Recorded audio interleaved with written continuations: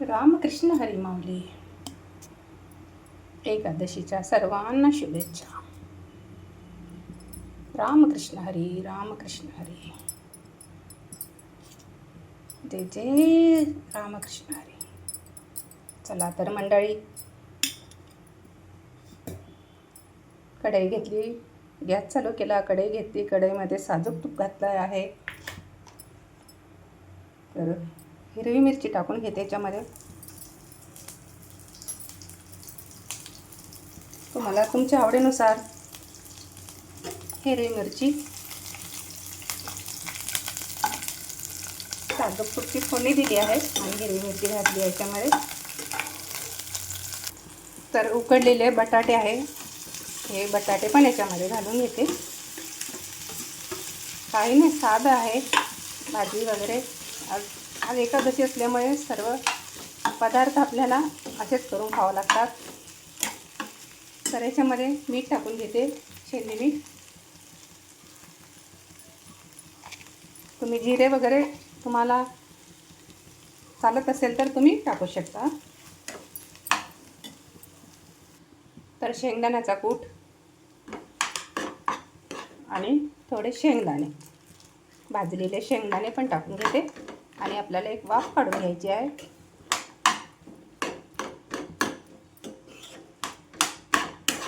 छान आहे, मिक्स करून घेते.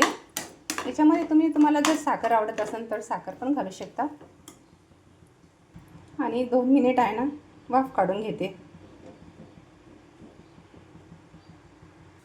तर बघू शकता आपली भाजी छान शिजली आहे. गॅस बंद करायचं आता आपल्याला. पीठ घेत आहे मी, भाजणीचं पीठ आहे. भाजणीचा व्हिडिओ मी अगोदरच अपलोड केलेला आहे. याच्यामध्ये शेंगदाणा, साबुदाणा, राजगिरा या पद्धतीचा आहे आणि शिंगाडा पीठ, हे सर्व मिक्स करून मी भाजणी तयार केली आहे. तो व्हिडिओ मी अगोदरच अपलोड केला, तर तुम्ही जाऊन तिथे बघू शकता. तर पीठ घेतलं मी 4 वाटी. याच्यामध्ये आपल्याला गरम पाणी टाकून घ्यायचं. आता थोडं किंचित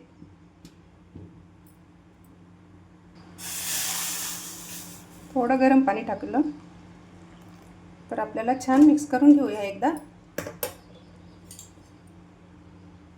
तुम्ही कशा पद्धतीने बनवता उपवासाची रेसिपी नक्कीच सांगा कॉमेंट्समध्ये. आता छान आपलं पीठ आहे ना मळून घेतलं आहे मी. आणि माझ्याकडे आता लाईट गेलेला आहे सध्या.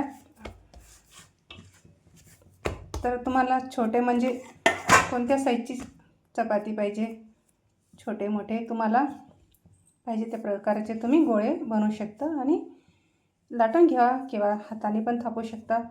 आणि खूप छान आहे शुगरला वगैरे आणि उपवासाला पण छान असते, कारण की तेलकट तुपकट खाल्ल्याने ॲसिडिटीचा प्रॉब्लेम होत असते. तर अशा पद्धतीने आपण बनवून खायचं. इथे मी गोळा घेतला आहे. आता गोळा तुम्ही हाताने पण थापू शकता आणि किंवा तुम्हाला हाताने जमत नसेल तर तुम्ही लाटण्याच्या सहाय्याने पण करू शकता. तर बघू शकता अशा पद्धतीने. आणि उपवासाला तर खूपच छान आहे, सर्व पौष्टिक आहे. याच्यामध्ये राजगिरा, वरई, शेंगदाणा आणि शिंगाडा पीठ आहे. तर अशा पद्धतीने आहे ना मी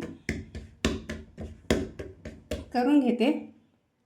तर अशा पद्धतीने माझी भाकर समजा किंवा पराठा समजा, काहीही समजा, पोटभरीचा. तर आता तव्यावर टाकून घेते.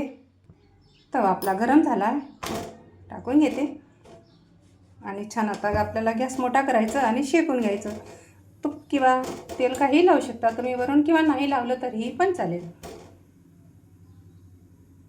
छान खालची बाजू छान शेकून घ्यायची, नंतरच आपल्याला पलटून घ्यायचं, कारण की तुटण्याची शक्यता असते. तर छान आपण खालची बाजू छान भाजून घेतल्यानंतरच आपल्याला पलटून घेऊया आपण. तर बघू शकता अशा पद्धतीने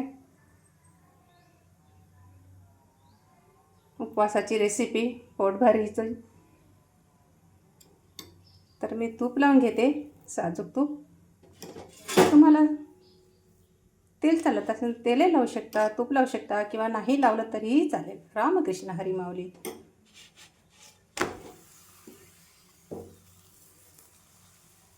अशाच पद्धतीने मी सर्व करून घेते पराठे.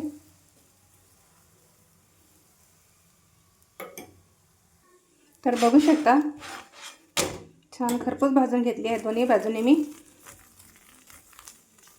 तर आता काढून घेते आणि दुसरी पण टाकून घेते छान अशापैकी.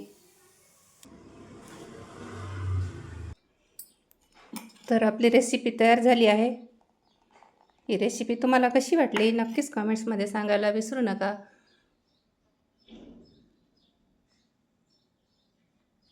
साधी आणि सोपी,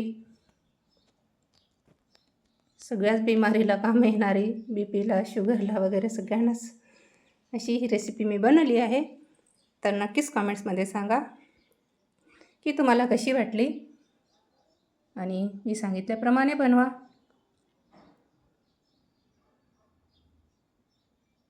रामकृष्ण हरी माऊली सर्वांना. आषाढी एकादशीच्या तुम्हा सर्वांना हार्दिक शुभेच्छा. परत भेटूत आपण नवीन व्हिडिओमध्ये. तोपर्यंत सगळ्यांना रामकृष्ण हरी माऊली.